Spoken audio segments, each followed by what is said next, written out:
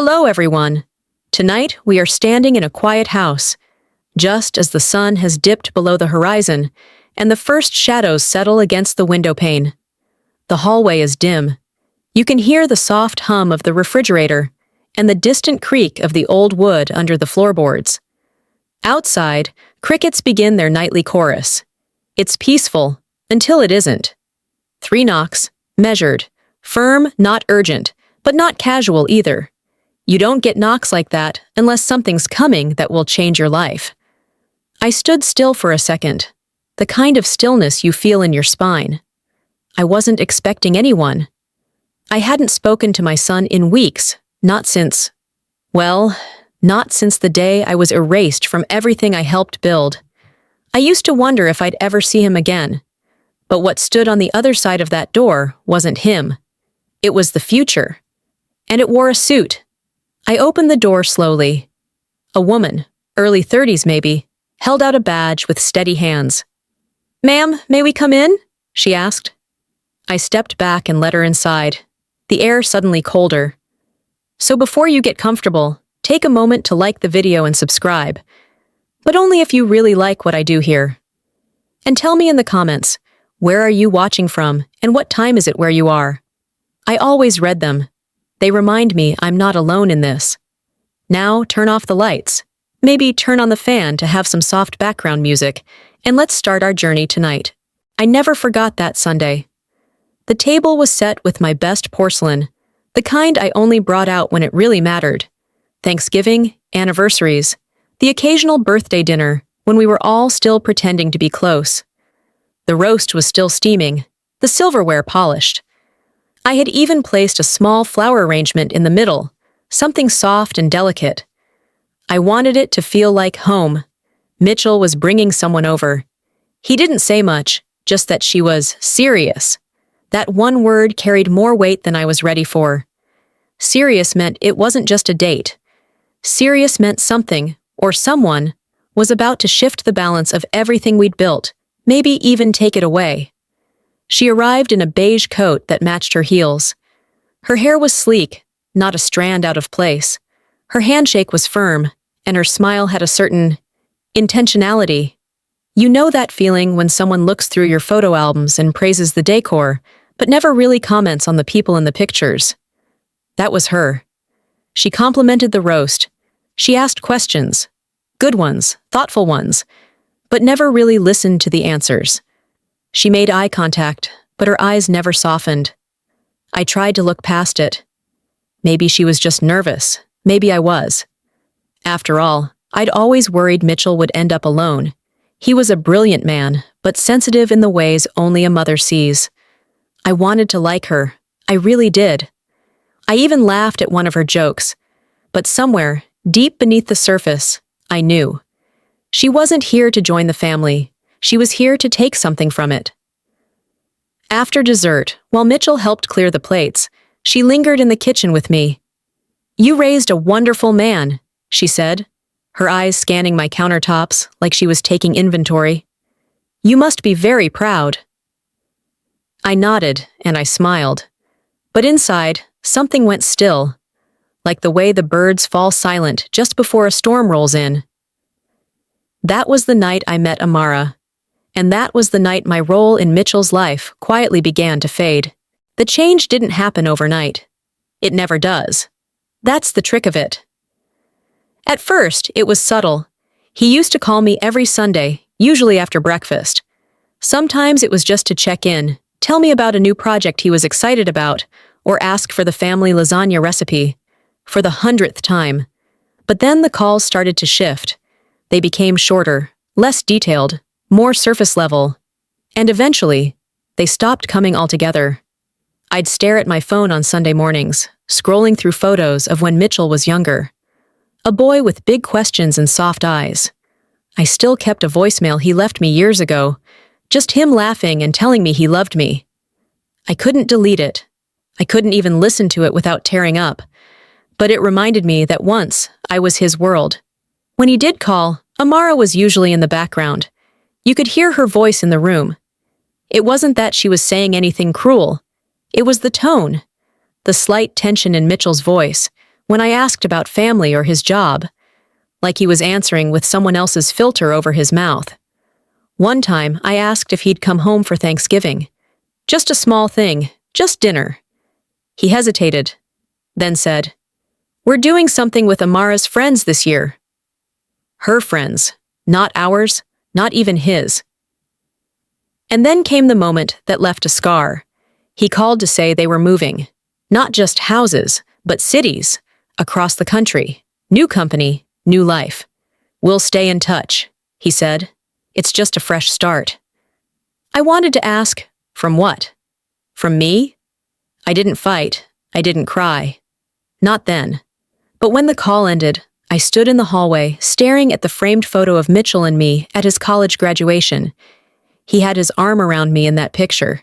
His smile was wide, proud. Mine was too. I reached up and took it down. Not out of anger, out of grief. I think what hurts most isn't when someone stops loving you. It's when they forget you were the one who stood by them when no one else did. He stopped calling me Mom on that last phone call. Just Maureen. My name, stripped of all the history, the late nights, the scraped knees and lullabies. Just Maureen. And I started to realize I was slowly becoming a guest in my own story. It's strange, the way power shifts in a family. You don't always notice it while it's happening. It doesn't announce itself like a thunderclap. It creeps in, silent and smooth, like fog rolling into a valley. And by the time you recognize it, everything is already damp, already changed. Amara didn't just marry Mitchell, she absorbed him. She started by helping with his calendar. Then she started managing his meetings. Then she started taking the calls herself. And soon, Mitchell would just nod quietly while she answered for both of them. When I asked if he still played chess with his old college friends on Friday nights, he said, "Oh, Amara doesn't think it's a good use of time." A good use of time? She had this way of packaging control as efficiency. Everything had a reason. We're restructuring our weekends. We're optimizing our energy. We've decided to streamline our relationships. That last one, streamline our relationships, was code. I knew it. It meant less time for people like me. The company board noticed it too. Mitchell and I had run the business together for over a decade, our little tech firm that had grown into something real, something we could be proud of. He used to turn to me in meetings, waiting for my insight. We debated fiercely, but it was built on trust, a kind of trust only time and blood can forge. But after the wedding, things changed. Slowly, she started attending meetings in his place. "She's just sitting in," Mitchell said, getting a feel for operations. But before long, she was presenting quarterly reports, correcting me, even speaking over me. The boardroom became unfamiliar. I would walk in and see her at the head of the table, smiling like a queen. I could see the way the younger employees watched her, impressed, captivated.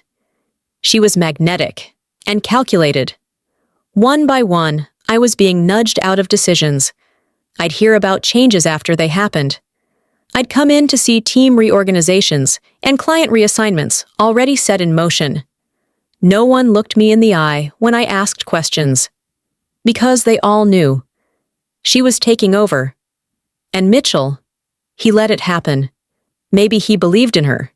Maybe he thought this was the next step, or maybe, and this is the part that haunts me, maybe he was just too tired to fight. I tried to talk to him. One night, after everyone had gone home, I knocked on his office door. He looked up from his desk, startled, like he hadn't seen me in years. I said, "Mitchell, what's happening to us?" He blinked. "Nothing's happening, Mom. We're evolving." That word again. Evolving. As if love had an expiration date. As if family could be updated like a software version. That night, I walked out of the office feeling like a relic. Like the past they were ready to archive. And Amara? She stood by the elevator, watching me go. Her smile didn't reach her eyes. But she didn't need it to. She had already won. The wedding should have been one of the happiest days of my life. When Mitchell was a little boy, he used to describe his dream wedding down to the tiniest detail. He wanted to walk barefoot on the beach, have lemon cake instead of chocolate, and play a playlist of Beatles songs. I used to laugh and tell him, "One day, when you find her, we'll make it all happen." But when the time came, I wasn't asked what color the flowers should be. I wasn't asked to help with the guest list or pick the music. I didn't even know the date until the invitations went out. It was a small ceremony held at a private vineyard. Exclusive, picturesque, cold. Amara said they wanted something intimate, just immediate family. But when I arrived, I recognized only 3 people. The rest were her colleagues, people from her past I'd never heard Mitchell mention once.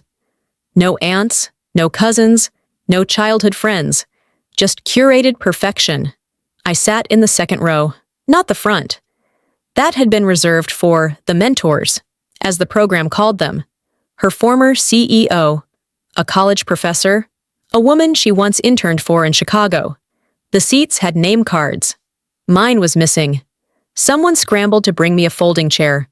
When Mitchell walked down the aisle, his eyes were soft but distant. He didn't even glance in my direction.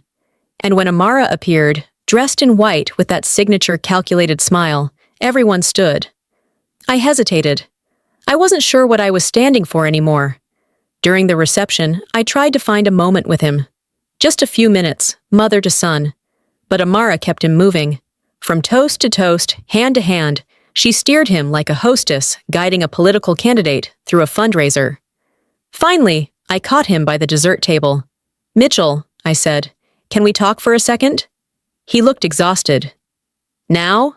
I nodded. "Just a minute." But Amara was already beside us. "Oh, Mitchell, they're about to cut the cake. The photographer's asking for you." And just like that, he was gone again. Later that evening, one of the guests, a woman with bright red lipstick and a voice like gravel, leaned over and whispered, "It must be hard, watching someone else take over." I didn't know what she meant. Or maybe I did. But I didn't respond. I left before they danced their first dance. I told them I wasn't feeling well, and maybe that was true. Or maybe I just couldn't bear to watch the boy I raised walk further into someone else's carefully curated world. On the long drive home, I gripped the steering wheel harder than necessary. The night was dark, the road unfamiliar. The stars were bright, but they didn't offer comfort. That night, I sat alone in my kitchen, still wearing the dress I'd bought for the wedding. I poured myself a glass of wine. The silence was heavy, but not unfamiliar anymore. The wedding was beautiful, everyone said so. But it was the first time I truly understood that I had lost my son. They say a mother's intuition is rarely wrong. It started with the little things, numbers not adding up, company expenses filed under vague labels, changes in the company's client relationships that no one could explain. I'd been handling operations for years, and I knew the rhythm of our finances like the back of my hand. But suddenly, that rhythm was offbeat, like someone had slipped in a note that didn't belong. I brought it up gently at first, just to Mitchell. "Hey, sweetheart, I noticed some inconsistencies in the reports this quarter. Want me to take another look?" He smiled, but it didn't reach his eyes. "Amara has it under control, Mom. We've shifted to a new system. She's streamlining everything." Streamlining. That word again. So I watched. Quietly, closely. Every so often, I'd receive a revised budget or catch wind of a new hire that hadn't gone through me. I wasn't CC'd on emails I used to be the author of. I wasn't invited to planning sessions or project launches. I didn't even know the passcode to the new financial dashboard. Then came the day when one of our longest-standing clients pulled out without explanation. No call, no meeting. Just a formal email citing philosophical misalignment. Mitchell didn't seem shaken, but I was. Something was wrong. I went back to the office late one night, long after everyone had left. I still had my old key. I logged into the backup server, the one Amara didn't know existed, the one Mitchell and I built when we were just starting out, scared of cyber attacks and data leaks. I opened the financial records from the past year. There they were, transfer after transfer, quiet, clean, always just below the threshold that triggered board approval, and always to accounts I didn't recognize. The signatures looked like Mitchell's, but I'd watched that boy sign his name since he could hold a pencil. These were too stiff, too perfect, like someone was mimicking his hand rather than inhabiting it. I printed the documents and slid them into a folder I kept hidden under the desk drawer, a place no one ever checked. I didn't know what I would do with them yet, but I knew I couldn't ignore it. The next day, I brought it up at the office, carefully, without accusation. I asked Amara if we could sit down and review some of the documents together. Her smile was quick and tight. "Of course," she said, "but I'm afraid I'm completely booked this week. I'll have Mitchell get back to you." He never did. That week, I got a memo, through HR, not from my son, that my position was being phased out. No meeting, no explanation, just a quiet, cold sentence. I sat in my car for over an hour after leaving the office that day, staring out the windshield, trying to figure out when exactly it all slipped out of my hands. I knew, but I couldn't prove it, not yet. And that was the most terrifying part. The day I was let go started like any other. I brewed my coffee the same way I had for the past 20 years. 2 scoops of medium roast, splash of almond milk, and a single sugar cube. I wore my navy blouse, the one Mitchell always said made me look sharp but approachable. And I walked into that building like I had every Monday morning, head high, ready to start the week. I didn't see it coming. There was a meeting invite on my calendar. Quarterly strategy review. Conference room B. No subject, no agenda. Just 15 minutes. I walked in to find Amara already seated at the head of the table. The room was oddly full. People from marketing, HR, legal. Too many for a quarterly update. Mitchell wasn't there. She didn't waste time. "Morin," she said crisply, "we're restructuring the executive team." My throat tightened. "I see. Your role, while historically significant, no longer aligns with our future goals. We'll be transitioning your responsibilities to a new leadership model."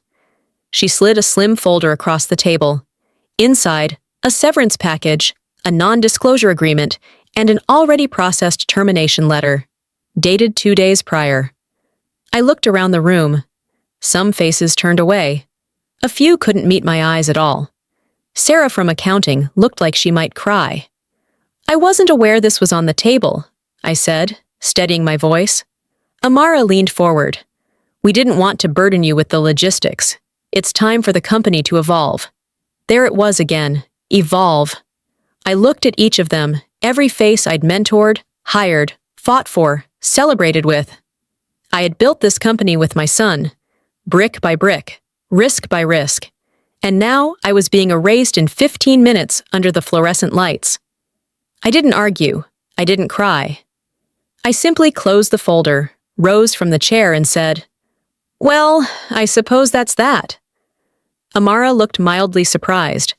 Maybe she expected begging or fury, but I wasn't going to give her that. I had one thing left, my dignity, and I wasn't about to hand it over. As I left the room, a few people whispered goodbye. One quietly mouthed, "I'm so sorry," but none of them stood. I walked back to my office, a space that had once felt alive. Now it was just a room with dim light and too many memories. I started packing, photos, awards, the little cactus that somehow survived years of neglect. I was folding a framed certificate into a box when I heard footsteps behind me. I turned. It was Mitchell. His face was pale, drawn tight with something between shame and confusion. "Mom," he said softly. I didn't speak. I didn't trust myself to. He looked at the half-packed box, at the photo of the two of us in front of our first office space. "I didn't know they'd do it like this," he murmured. "They, not we, not me." I nodded, not as forgiveness, but as understanding. "Take care of yourself," I said, walking past him. And that was it. The moment my own son watched me be stripped from everything we'd built, and said nothing. The box wasn't heavy, but it felt like it weighed 1,000 pounds. I carried it out of the building I helped create, past the front desk where Dana used to greet me with a smile, past the wall that still bore the framed mission statement I wrote myself, back when we were small and scrappy and hopeful. It all felt hollow now. The parking lot was quiet. I slid the box into the back seat of my car and sat in the driver's seat for a moment, hands on the wheel, engine off. I could still see Mitchell through the glass doors, standing there, staring at nothing. He hadn't followed me out. He hadn't said anything more. The silence between us had become its own kind of betrayal. At home, I set the box on the dining table. It looked out of place, like a cardboard tombstone for everything I'd poured my life into. I didn't open it right away. I just let it sit there for hours while I made tea, while I washed the same plate 3 times, while I tried not to cry. Eventually, I gave in. I lifted the lid, reaching for the chipped mug that had once been my favorite, the one Mitchell bought me during a weekend trip when he was still in college. Underneath it, tucked into the corner, was a folded envelope I hadn't remembered packing. I froze. It was yellowed slightly at the edges and unsealed. My name was written across the front in Mitchell's handwriting, or so I thought. I opened it. Inside were copies of financial statements I hadn't seen before. Authorizations, digital invoices, approval forms, each with a signature scrawled across the bottom. Mitchell's name, but the pen strokes were wrong. Too even, too slow. It looked like someone trying to be precise, not natural. And more importantly, I noticed something else. On 3 of the forms, the ink had bled slightly, like it had been printed and traced over with a real pen. There were inconsistencies too. In one, the M was sharp and clean. In another, it drooped like it had been dragged by someone not familiar with his usual rhythm. I held the papers under the light, heart thudding. This wasn't just oversight. It was forgery. Suddenly, the severance letter, the quick dismissal, the NDA, it all made a brutal kind of sense. They weren't just pushing me out. They were covering something up. And Mitchell, had he signed these? Had he been manipulated? Or worse, was he involved? I didn't sleep that night. I sat at the kitchen table until the sun came up, sorting through every document, comparing every line. I didn't want it to be true. I wanted there to be an explanation, a misunderstanding. But the deeper I looked, the clearer it became. Someone had used his name. And now I had the first thread in a knot I never expected to untangle. I reached for my phone, my hands shaking. If I couldn't trust my son to tell me the truth, then I would find it myself. I didn't call Mitchell. I couldn't. Not yet. Instead, I went to the small room at the back of my house, the one I used to call my study, though now it mostly held dusty books and the occasional unopened letter. I pulled out the old filing cabinet and laid everything I had on the floor. The forged signatures, the suspicious transfers, the strange account numbers. I needed to see it all at once. I needed a map. I started cross-referencing dates. There were 23 transfers in total, all over the course of 9 months. The amounts varied, never enough to raise an immediate flag on their own, but together they totaled over $200,000. And all of them were signed by Mitchell. Except, they weren't. I knew that now. It was the 4th transfer that finally made something click. The payment had been sent to a holding company. I looked up the name. The registration came back under a different identity, but the mailing address listed matched something I recognized. A shared workspace in Chicago. I'd been there once, with Mitchell, before Amara was ever in the picture. It hit me like a cold wave. That was where she said she'd consulted before moving out west. I went digging through old emails and found one from years ago when Mitchell had asked me to review Amara's resume before a job interview. I still had it, buried in a long-forgotten thread. I opened the attachment and compared the address. It was the same. This wasn't just a random holding company. It was a shell, and it was hers. I sat back, heart pounding. I could feel the edges of something bigger starting to emerge. This wasn't just fraud. This was a structure, a plan. Someone had forged Mitchell's name, used his access, and siphoned money into a company she'd secretly tied herself to. I didn't know the full scope, not yet, but I knew enough to feel the walls shift around me. I wasn't imagining things. I wasn't bitter or paranoid or irrelevant, the way they tried to make me feel. I was right. I spent the next 2 days collecting everything I could: bank notices, archived company emails, timestamps, financial audits. I printed it all out, made copies, stored them in separate places.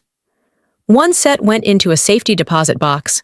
The other I kept in a manila envelope, tucked in the drawer beneath the little succulent from my office. That's where I kept the truth now, under something small and green, something still alive. And that's where it stayed, until a week later, when the knock came at the door. Firm, measured, just like the calm before a storm.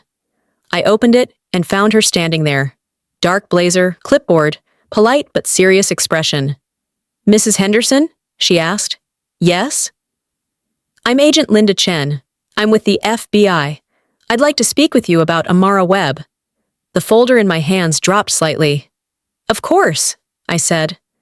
And just like that, everything I'd feared became real. For days after Amara walked out of that office, it felt like time stood still. The investigation picked up speed. Agent Chen contacted us again, this time with official statements to sign and documentation to support the fraud case. Mitchell and I spent long hours in our old conference room, now reclaimed, sifting through years of files, rebuilding our timeline, reconstructing what Amara had torn apart. Each discovery hurt in its own way. We found surveillance footage, Amara accessing restricted systems late at night, audio clips of meetings she'd recorded, twisted later into narratives about toxic leadership and controlling behavior, and emails, hundreds of them, sent from a fake account under Mitchell's name, subtly undermining board members, sowing distrust, framing him for negligence. It was methodical, precise, almost elegant in how thoroughly she'd orchestrated the lie. Mitchell was quiet through most of it. But once, while reviewing an internal memo she had forged in his name, he pushed the paper away, leaned forward, and whispered, "I loved her, and she made me into a villain." I reached across the table and placed my hand over his. "You're not," I said. "You were used. That doesn't make you weak, it makes you human." He looked at me, really looked at me, for the first time in a long while. His eyes were red-rimmed, but clear. Like the fog that had shrouded him was finally lifting. He nodded. Just once. And we got back to work. The board reconvened the following week. I presented the findings with Mitchell by my side. The same team who had once watched in silence as I was forced out now sat, pale and still, as the truth unfolded. Some were ashamed. Others were stunned. But no one could deny the evidence. Mitchell didn't flinch when he told them the full story. He admitted how he'd been manipulated, how he ignored the red flags, how he allowed loyalty to blind him. And when he finished, he turned to me. "This company exists because of her," he said. "I forgot that, but not anymore." They reinstated my position, formally this time. But I didn't need the title. What mattered more was standing beside my son. Not as an employee, not even as a partner, but as the woman who never stopped fighting for him, even when he forgot who she was. After the meeting, we walked through the office together. People smiled again, genuinely this time. Some hugged me. A few apologized, eyes low. It didn't matter. What mattered was the feeling in the air, like the building had exhaled. That evening, we sat in my kitchen, just the two of us. I made tea, the way I used to when he came home from school, exhausted and quiet after a hard day. Mitchell stirred in silence, then said softly, "I'm sorry, Mom." I shook my head. "You don't have to be." "No," he said, meeting my eyes. "I do." He took a sip, then smiled. Small, tired, but real. "You were right. She was always taking, and I let her take you too." I reached over and touched his hand. "But you came back." And that's all I ever really wanted. It was a Wednesday afternoon when Mitchell showed up at my door. He hadn't called first. He never did anymore. But this time, his knock was quick, almost frantic. I opened the door to find him standing there, hair disheveled, eyes wide. Not with anger, but confusion. Panic. "Mom," he said, breathless, "I need to talk to you." I stepped aside, and he walked in without waiting for an answer, like he used to when he still lived here. He paced for a moment in the living room, then turned sharply toward me. "Amara's been sending strange messages, canceling meetings I never agreed to. My email password didn't work this morning, and HR said I signed off on something I've never even seen before." His voice cracked slightly. "What's going on?" I didn't respond right away. I walked into the kitchen, opened the drawer under the succulent, and pulled out the folder. The same one Agent Chen had combed through only days before. "I was waiting for you to come," I said. He sat down slowly, like he already knew he wouldn't like what was inside. He flipped open the folder, and then, page by page, I watched my son unravel. "What is this?" he whispered. "These transfers, these aren't mine." I sat across from him. "I know, I've known for a while." His eyes locked on a page, one of the fake authorizations, his name scrawled in that too-perfect signature. "This isn't my handwriting," he said, voice flat. "I didn't think it was." He kept flipping, faster now. "She said I was being paranoid," he muttered, "that I was overworked, that the stress was making me forget things." "She isolated you," I said quietly, "just like she did to me." He stopped flipping.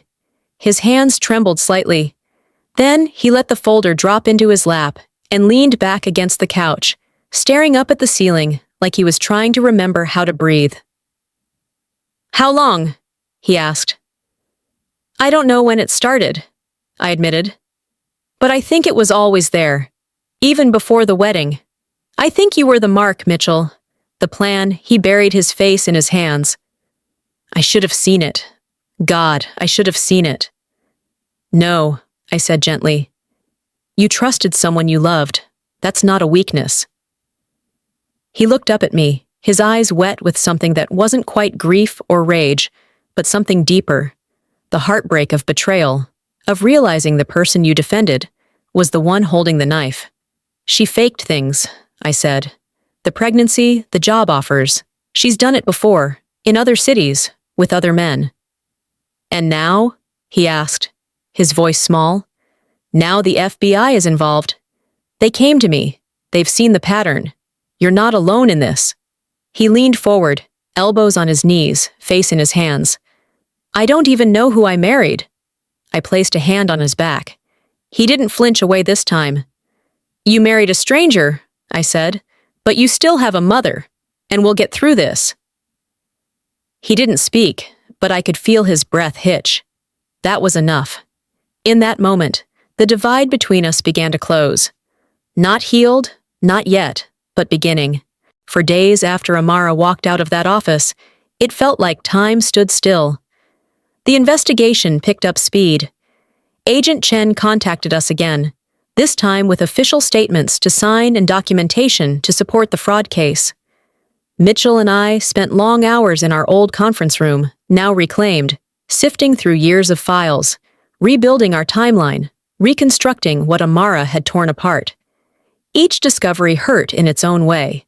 We found surveillance footage, Amara accessing restricted systems late at night, audio clips of meetings she'd recorded, twisted later into narratives about toxic leadership and controlling behavior, and emails, hundreds of them, sent from a fake account under Mitchell's name, subtly undermining board members, sowing distrust, framing him for negligence.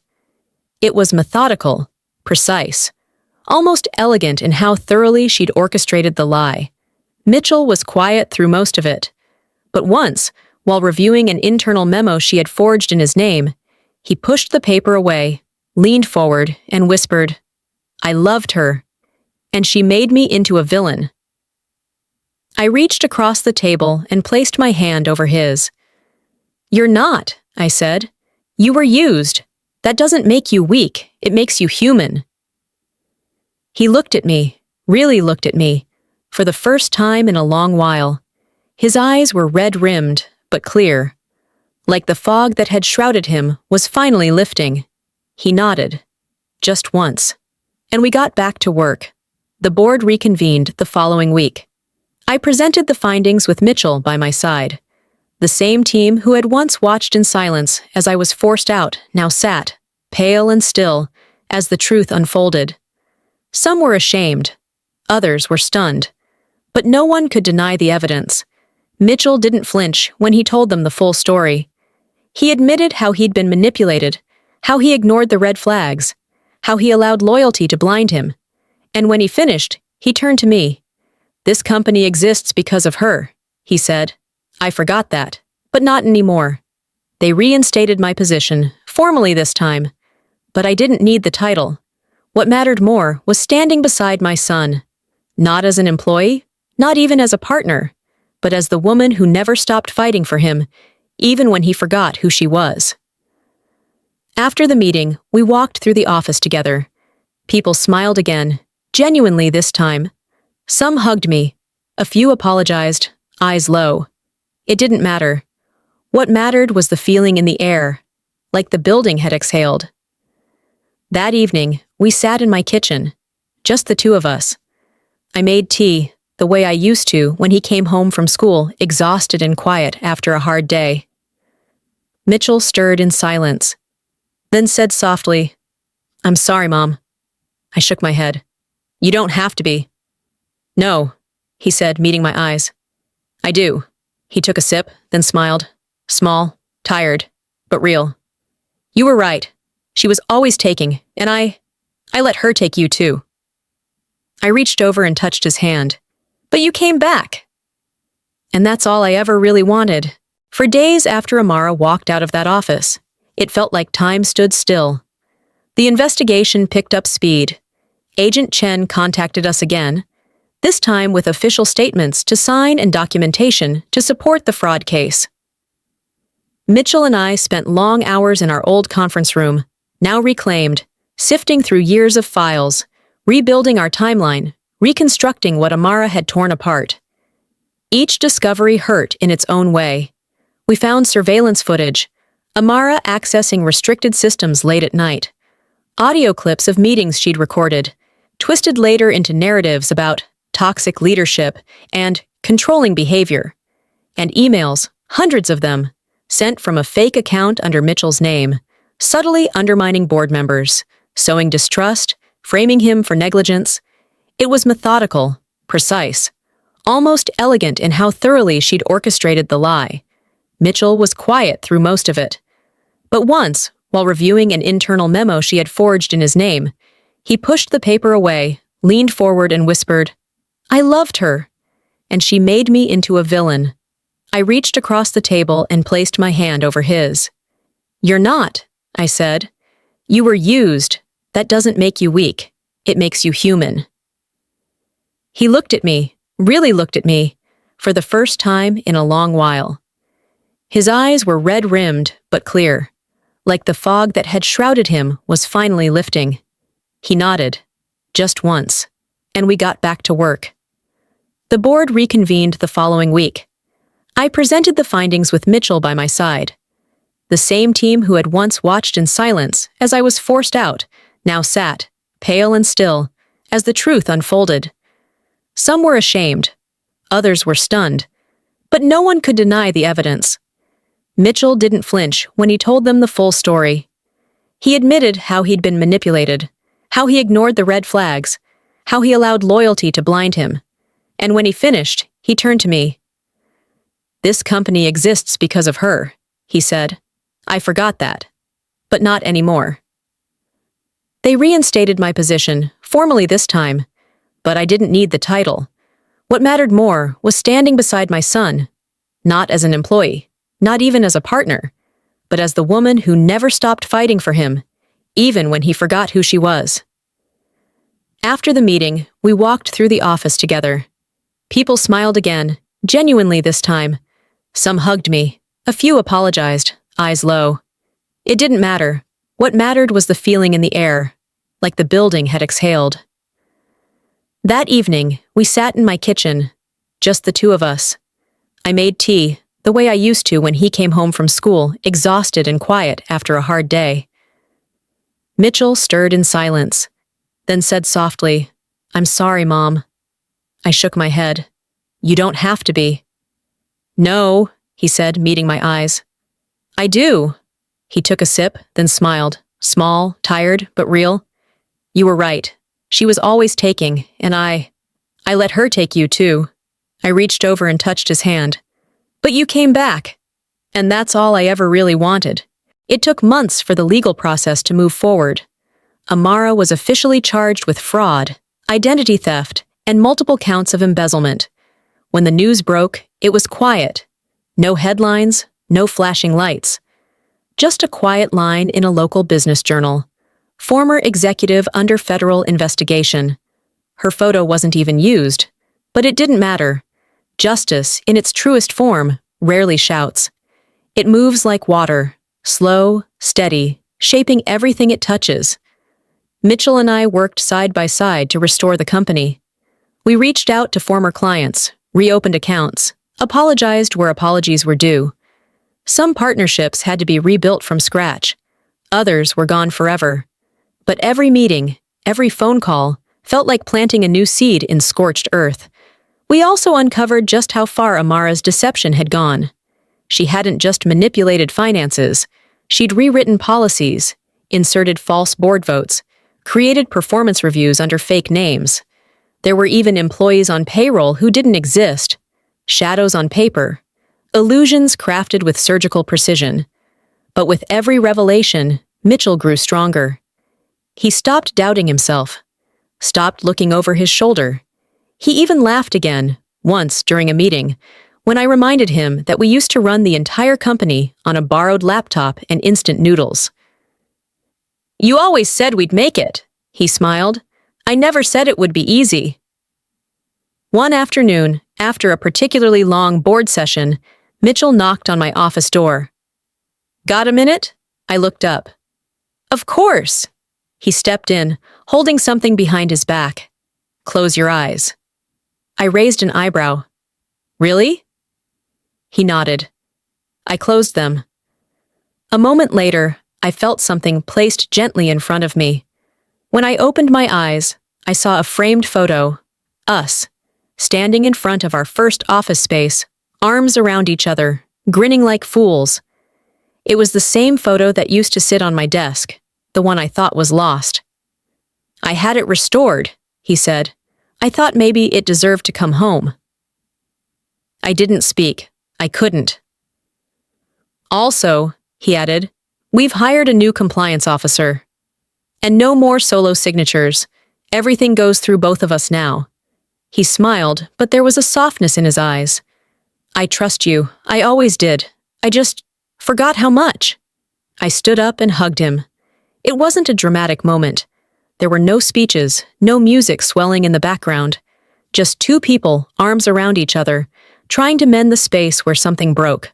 Later that week, as the sun set through the tall office windows, Mitchell and I stayed late, talking about the future, about new hires, about investing in people who truly believed in the mission, about creating something honest. He turned to me at one point and said, "You know, I don't miss her." I nodded. "Me neither. But what I didn't say was this. I wasn't mourning her loss. I was celebrating the return of someone I thought I'd lost forever. My son. And this time, we were building something no one could take away. Time has a strange way of softening things. 6 months passed. The leaves outside my window turned from green to amber, then to brittle shades of rust before falling away entirely. The air grew cooler. Mornings came slower. Life, somehow, grew quieter, but not emptier.